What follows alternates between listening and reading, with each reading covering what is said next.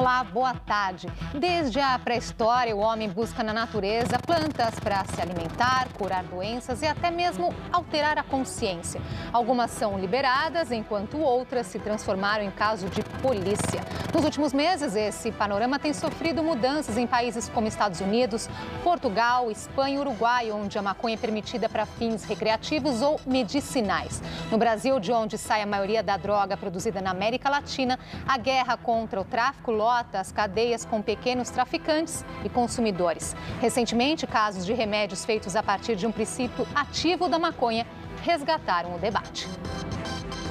As novidades para a Lei de Drogas foram apresentadas na CCJ, Comissão de Constituição e Justiça, pelo senador Antônio Carlos Valadares, do PSB de Sergipe. Na proposta, a importação de derivados da maconha é permitida para uso medicinal em casos de tratamento de doenças graves. Para essa liberação, será necessário apresentar prescrição médica, além de autorização da Anvisa, a Agência Nacional de Vigilância Sanitária. Hoje, a importação dos remédios à base de cannabis, o princípio ativo da maconha, depende de decisões judiciais. Se aprovada pelo plenário, a compra desses medicamentos ainda deve ser regulamentada pelo Ministério da Saúde. A abertura legal também pode permitir que os remédios derivados de maconha possam ser produzidos no Brasil. Outra mudança sugerida é o estabelecimento de parâmetros para diferenciar usuário e traficante. Pelo projeto, será considerado usuário quem portar drogas, independente do tipo, em quantidade suficiente para consumir em até 5 dias. O volume máximo para o porte de drogas vai ser definido pela Anvisa. A partir desse parâmetro, o portador pode ser enquadrado em tráfico de drogas. Com uma mudança dessa, em primeiro lugar, a polícia vai ter que andar em cada viatura ter uma balança para se pesar, né, quantidade de droga para 5 dias, quando definirem isso. Esse tema foi incluído por Valadares no relatório como sugestão do ex-presidente da República, Fernando Henrique Cardoso, que se baseou no modelo de Portugal, onde o porte tolerado para consumo é de até 10 dias. O projeto ainda tem um longo caminho no Congresso antes de seguir para a sanção presidencial. O texto agora segue para análise de 4 comissões do Senado. A matéria havia sido aprovada na Câmara, mas como os senadores fizeram alteração no texto, o projeto precisará ser analisado novamente pelos deputados, que vão acatar ou não as alterações. Para debater sobre a história e o problema das drogas no Brasil, convidamos o historiador Henrique Carneiro, professor da USP e um dos pesquisadores do dossiê Drogas da revista da Biblioteca Nacional. E também recebemos o neuropsicólogo Paulo Januzzi Cunha, pesquisador do Laboratório de Neuroimagem do Hospital das Clínicas. Participe também, mande suas perguntas pelo nosso portal de conteúdo via Twitter ou pelo Facebook. Os endereços estão aí na sua tela. Boa tarde, muito obrigada pela presença. Boa tarde. Vamos começar aproveitando aí o gancho da reportagem, né, sobre esse tema que está no Congresso de diferenciar o usuário de maconha do traficante. Qual a opinião de vocês? Bom, a minha opinião é de que isso representa um avanço, mas ainda é muito limitado, porque obrigaria uma pessoa que dependesse do mercado clandestino a cada 5 dias estar, enfim, se reabastecendo. Eu acho que no caso da maconha, que é uma planta, o ideal seria a aprovação do direito ao cultivo caseiro. Poderia se permitir, assim, uma ruptura da dependência dos consumidores em relação a qualquer tipo de tráfico. Então, eu acho que representa já um pequeno avanço, reconhecendo que, como nos Estados Unidos já tem 21 estados aceitando hoje o uso medicinal, é um progresso inevitável que está ocorrendo em escala mundial. Doutor Paulo. Eu acho que é um avanço, é importante a gente repensar como a gente vai encarar, né, a maconha daqui para frente, especialmente porque ela tem vários componentes, dentre eles, por exemplo, o THC e o CBD. O THC é o principal componente que causa, né, os efeitos neuropsicológicos, até psiquiátricos em alguns pacientes. O CBD é um componente que pode ser usado para fins terapêuticos. É importante a gente diferenciar isso também, e o Congresso está fazendo um esforço para isso, para que a gente possa importar algumas, por exemplo, o CBD que possa ajudar pacientes. Mas é importante a gente dizer que não é a maconha, ou fumar a maconha, que é terapêutico nesses casos, porque ela tem vários componentes, inclusive o THC, que pode causar mal-estar psiquiátrico, mal-estar neuropsicológico e tudo mais, né? Quais os perigos dessa droga? Os perigos principalmente, a gente tem até um artigo que saiu recentemente no New England que fala, primeiro, a questão da dependência, né? Tem muitas pessoas que pensam que a maconha não causa dependência, mas ela causa dependência, sim, especialmente porque os níveis de THC da maconha têm aumentado cada dia mais. Por exemplo, a maconha da década década de 70, 60, era uma maconha que tinha 1 a 4% no máximo de THC. Hoje em dia tem espécies já com 20, 24, 25% de THC na planta. O que isso significa rapidamente, Significa que traz mais efeitos para a pessoa, o barato fica mais intenso e o potencial para causar dependência também é maior e o potencial para causar danos no cérebro também é muito maior. Então, mas nesse caso, Paulo, é exatamente o efeito da proibição que torna a planta algo que a gente não sabe o que contém. Na Holanda, onde existem os coffee shops, existe uma análise por cromatografia que identifica exatamente a composição. Então, a pessoa sabe o que está consumindo. Quando tem proibição, a gente não sabe nem sequer que tipo de adulterante que existe, não sabe a composição dos psicoativos existentes, a proporção entre o THC e o CBD. Então, na verdade, a proibição torna o problema da saúde pública mais grave, porque as pessoas consomem coisas que muitas vezes são muito piores do que a própria droga que ela pensa estar consumindo. E, em particular, quando se trata de pílulas, né, e substâncias sintéticas, que pesquisas já demonstraram que metade das pílulas no mercado não são aquilo que se promete ser, né? Podia dizer alguma coisa? Eu acho um pouco relativo essa questão, né, da proibição, porque a proibição ela pode levar essa questão da violência, e principalmente em relação ao usuário, mas ao mesmo tempo, se você libera, você torna a propensão maior para ter uma maior quantidade de usuários. Essa experiência a gente já tem em outros países, a gente sabe disso, porque a liberação faz com que você tenha um maior número de usuários. Quanto maior a disponibilidade da droga, maior o número de usuários. E aí, nesse sentido, eu acho que aí eu discordo da sua posição, porque se a gente pensar em saúde pública, a gente pode aumentar a quantidade, inclusive, de pacientes psiquiátricos graves, que tem, por exemplo, esquizofrenia, né? A maconha, hoje em dia, a gente sabe que por estudos longitudinais muito bem feitos na Europa, ela causa, de fato, sintomas psiquiátricos em alguns pacientes que têm uma certa vulnerabilidade a isso e pode fazer com que ele desenvolva quadros de esquizofrenia. Então, a gente hoje em dia não tem no nosso país, acho que uma estrutura em saúde mental ainda adequada e bem estruturada para atender nem os casos de esquizofrenia que a gente já tem. Então, eu acho muito complicado a gente discutir as mesmas medidas tomadas em países como Portugal, Estados Unidos, que são países muito mais desenvolvidos que o nosso. Eu até lembro do programa que teve essa semana, que vocês discutiram sobre como o nosso país ainda é muito adolescente, né? E, de fato, para um país adolescente, eu acho muito perigoso a gente tomar uma medida dessa, porque a gente ainda não tem estrutura para questões mais básicas. E, então, eu acho que liberar maconha aqui, acho que ainda é muito precipitado. E a gente pode beber um pouco da experiência do Uruguai, ver o que vai acontecer e tal, para depois a gente poder avaliar. Porque o Uruguai é um país, talvez, um pouco mais parecido com o nosso, né? Vamos voltar agora um pouco nessa história, né? E lembrar que o homem sempre buscou, né, nas plantas uma utilidade para a cura e até para o prazer, né? Então, e lá atrás existia essa mistura entre a medicina e a própria religião, não é, Henrique?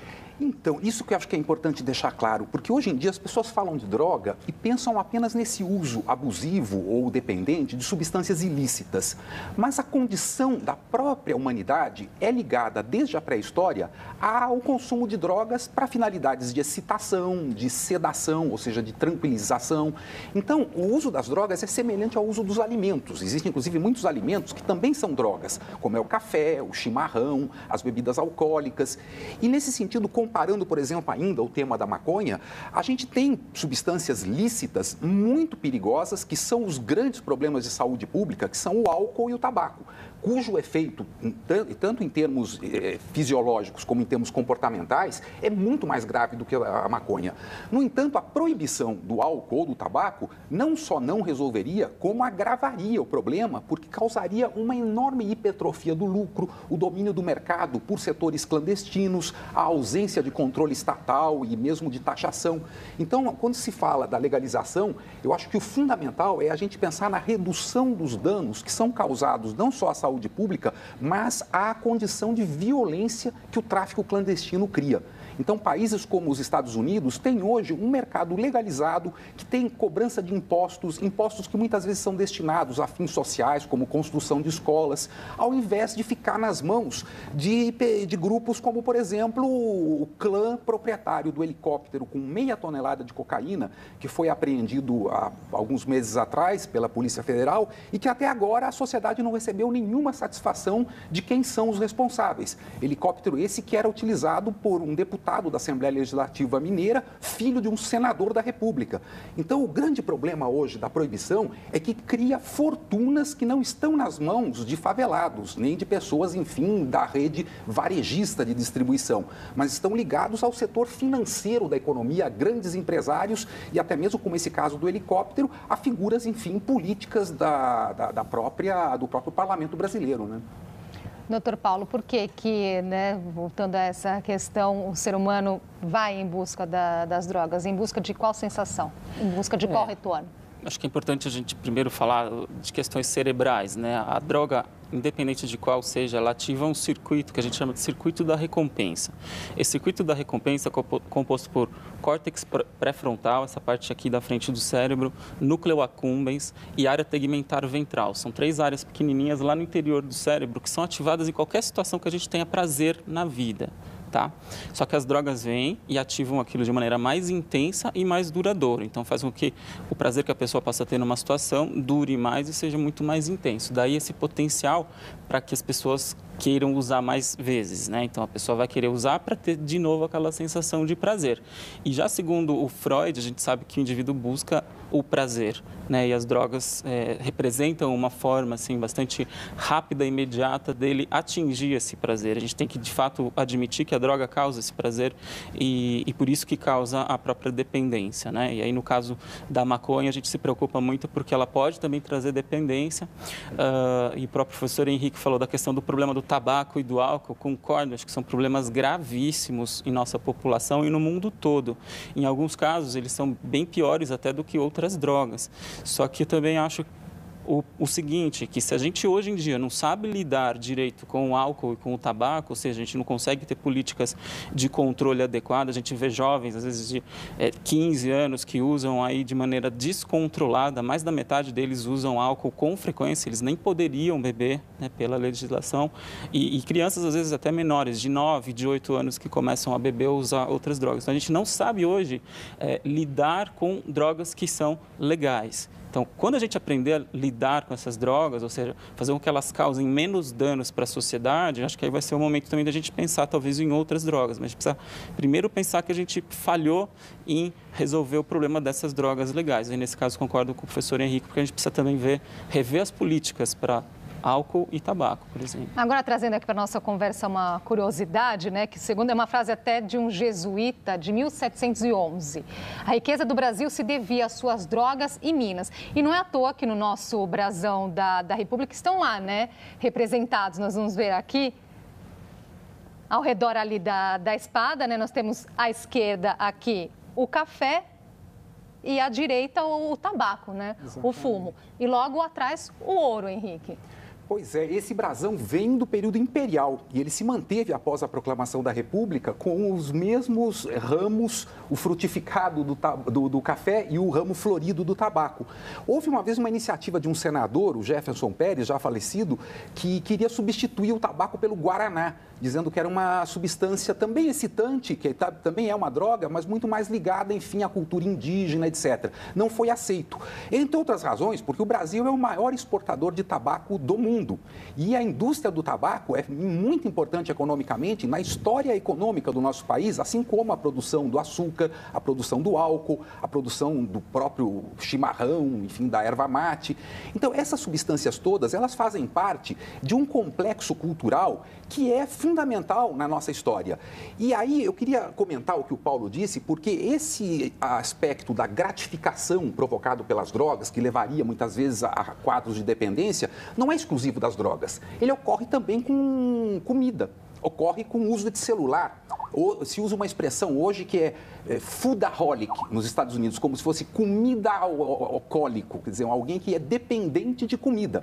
Agora, teria algum tipo de eficácia a gente reprimir as pessoas que são dependentes, seja no uso de celulares, em comida, no jogo ou em qualquer outro tipo de prática compulsiva? Não. A repressão só serve para criar um mercado clandestino altamente rentável e para aumentar a violência na sociedade. Se morre hoje, não é de uso de maconha, que não tem letalidade, é uma substância nesse sentido muito mais inócua do que o álcool e certamente do que o tabaco. Né? Doutor Paulo, essa questão aí da repressão, funciona? É uma questão bastante importante de ser discutida, né? E a gente tem uma certa dificuldade, a meu ver, de lidar com questões com a repressão. Nosso país passou recentemente aí por um período militar em que isso foi um trauma muito sério, né, para a nossa população. Eu acho que hoje a gente vive quase que um estresse pós-traumático. O que é isso? É uma situação que a gente fica com medo de reprimir, porque a gente não sabe direito falar não para os filhos mais, porque o não naquela época militar era muito sério, era muito pesado. Mas eu discordo da sua opinião, porque eu acho que tudo bem que a repressão, a gente não vai proibir as pessoas de comerem, mas tem que ter limites. Então, a comida de fato, especialmente as mais calóricas, ativam também aquele centro da recompensa. Por isso, fazem com que as pessoas comam compulsivamente.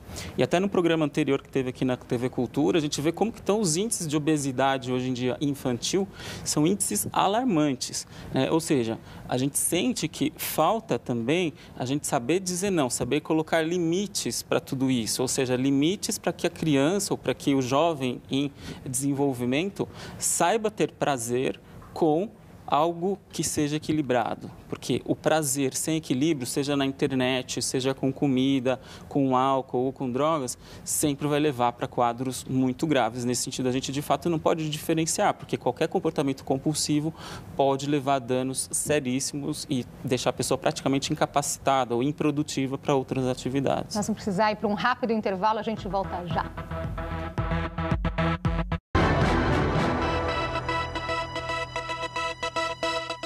Nesse domingo, no Matéria de Capa,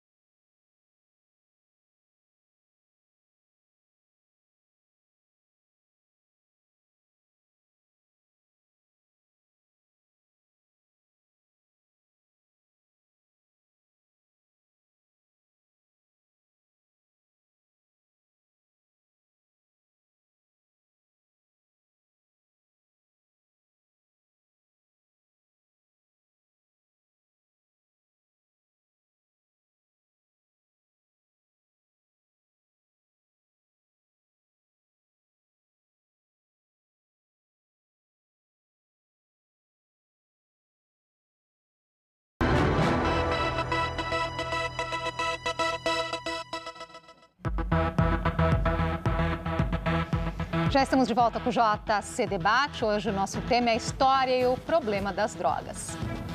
Vamos falar agora um pouquinho de outra droga, que é o cigarro, né? Então, o cigarro era, por exemplo, um companheiro inseparável das guerras, não é, Henrique? Até na Alemanha de Hitler, eles eram distribuídos aos soldados. Não só na Alemanha de Hitler, os exércitos, enfim, dos Estados Unidos, da Inglaterra e da França, todos distribuíam cigarro, porque o cigarro tinha uma função calmante, uma função tranquilizante, aquilo que se chama de ansiolítico, ou seja, amenizava a ansiedade dos soldados. E esse efeito, na verdade, ele não é apenas do cigarro. Uma boa parte das drogas, inclusive a maconha, são usadas porque a gente vive uma sociedade extremamente estressante, uma sociedade em que sair às ruas e andar de carro já é, enfim, quase que um ato que leva à doença, porque a gente fica submetido a muitas tensões. Então, o que as pessoas têm como recurso? O álcool ou o tabaco, que das drogas existentes são as piores, tanto no sentido de males para a saúde, como de danos comportamentais em relação ao álcool. Então, por exemplo, o Paulo falava do estresse pós-traumático. Hoje, nos Estados Unidos, os soldados que voltam dos cenários de guerra vêm sendo tratados com uma droga que é proibida no Brasil, que é o êxtase, o MDMA, que é uma substância que é empatogênica, ela cria simpatia mútua. Então, esses soldados que viram máquinas de matar, eles hoje estão sendo tratados com uma substância que no Brasil é proibida. Então, poderia ser usada para pessoas que foram sequestradas, que sofreram violência, mulheres que foram estupradas. Todos esses quadros de trauma poderiam ser tratados com MDMA, como vem sendo feito com sucesso em soldados nos Estados Unidos. A proibição limita isso, porque a proibição limita também a possibilidade do desenvolvimento científico da pesquisa. A pesquisa fica limitada em relação a essas substâncias proibidas e isso, enfim, impede o próprio estudo sobre o tema, né? Doutor Paulo. Eu acho que essa questão do tabaco é bastante importante a gente discutir, porque a mudança que teve, assim, na visão das pessoas, né, de 30 anos para cá, é, assim, absurda, né? E dá para a gente também fazer até um paralelo com outras drogas, né? Por exemplo, a cocaína é uma droga que, por exemplo, em 1800 e pouco, 1910, 1904, ela era muito usada, inclusive, pela elite, né, europeia e tal, especialmente depois que eles descobriram o princípio ativo, né, da cocaína, e ela era uma droga extremamente aceita e de fato, prescrita pelos médicos. Pelos jovens executivos, né, na questão do trabalho. Exato, para ativar, né, dar mais motivação para eles pensarem que eles podem fazer mais, eles planejarem com maior agressividade alguns projetos e tudo mais. Mas ao longo dos anos, percebeu-se que ela trazia também efeitos graves para a saúde, né, não só a saúde vascular, mas também cerebral, problemas comportamentais em alguns usuários, e isso levou muito a repensar mesmo a história da questão da cocaína. Né? E o tabaco hoje a gente tem uma visão social mais negativa, porém, mesmo assim, a gente vê que o uso ainda é muito intenso e muito prevalente na nossa sociedade. Passou então, de uma atitude até de que era glamurosa, né? E hoje em dia a vida do fumante não é nada fácil, né, doutor Paulo? Exatamente, porque para fumar ele vai precisar, né, mas pensar veja, Paulo, que há outras substâncias que a gente não se referiu ainda, mas que cumprem também esse papel, que são os chamados remédios, que são drogas, muitas vezes sob prescrição médica e que também têm um uso abusivo e com graves danos à saúde. Podemos mencionar apenas um que é análogo à cocaína, que é o metilfenidato, conhecido sob a marca comercial de Ritalina, e que vem sendo hoje receitado no Brasil para 1,5 milhão de menores de idade, causando problemas, muitas vezes, que são muito piores do que aquela suposta patologia, enfim, de transtorno do déficit de atenção que esse medicamento visaria corrigir. Então, eu acho que a gente tem que ter claro que o comércio de drogas está em 3 circuitos. O das drogas recreativas, como álcool, tabaco, o dos remédios da indústria farmacêutica e das substâncias ilícitas.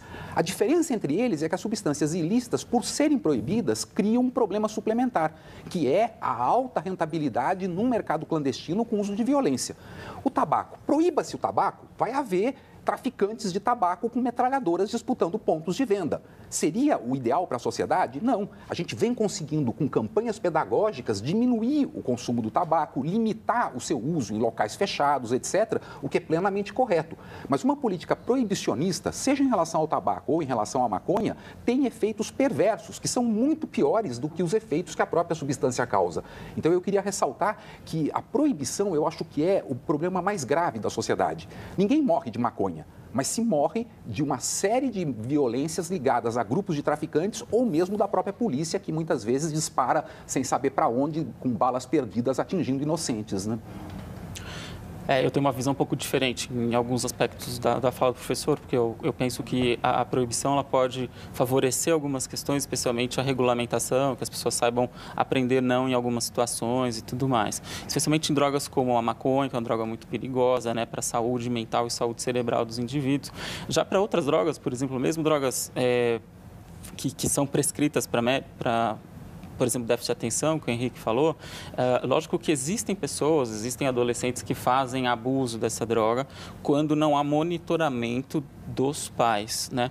Mas quando você tem um monitoramento adequado, um diagnóstico bem feito de pessoas que têm dificuldade de aprendizagem, que têm problemas de atenção, que têm hiperatividade, o efeito disso, quando é bem tratado, às vezes com metilfenidato ou com outras medicações, às vezes algumas até mais modernas, que não causam maiores problemas, a pessoa ela muda muito, ela passa a conseguir se concentrar, ela passa a conseguir... E até a propensão que ela poderia ter maior de usar drogas, ela diminui com o uso, por exemplo, do metilfenidato. Então, é um erro a gente pensar que só usar o metilfenidato já leva a dependência ou leva a graves problemas. A gente tem tido resultados muito positivos quando ele é bem prescrito e quando ele é bem monitorado, principalmente pelos pais ou por quem faz essa função com as crianças. E isso é muito claro quando a gente vê resultados das crianças e dos adolescentes, especialmente em provas, especialmente em desempenho e no futuro da vida deles. Isso para a gente é muito claro. Mas isso ocorre com a maconha também, né, Paulo? Porque você me parece que não é a favor da proibição do tabaco ou da proibição do álcool. A maconha ser proibida causa mais problemas do que os maus usos que, enfim, a sua prática traz, né? É uma incógnita isso, Henrique. A gente vai precisar estudar esses países que liberaram para poder afirmar isso. Eu acho que é muito cedo para a gente afirmar que a proibição causa maiores problemas, porque se a gente aumentar a quantidade de usuários, aumentar a quantidade de pessoas com distúrbios psiquiátricos graves, esquizofrenia, por exemplo, tem um estudo que foi feito na Europa que mostra que, assim, as pessoas que usam maconha, eles comparam milhares de pessoas, assim. Dentre os que usam maconha, ele vai ter, quando adulto, uma redução, por exemplo, de inteligência, do QI, e vai ter uma propensão 6 vezes maior de desenvolver, por exemplo, esquizofrenia. Mas com álcool de ter um diagnóstico de esquizofrenia. Assim, esse assunto aqui rende, que nosso tempo acabou, nós vamos precisar fazer um outro debate aí para ver essa questão de quem é a favor ou contra a proibição, que já entra numa outra conversa e vai ficar para a próxima. Muito obrigada pela participação de vocês aqui hoje. Agradeço. Eu que agradeço. Nós chegamos ao final de mais uma edição do JC Debate. Mais informações sobre o Brasil e o mundo, cmais.com.br/jornalismo. Voltamos na segunda-feira, à 13h. No segundo programa da série Reforma Política, vamos discutir o sistema de votação brasileira. Uma ótima tarde para você, um bom fim de semana.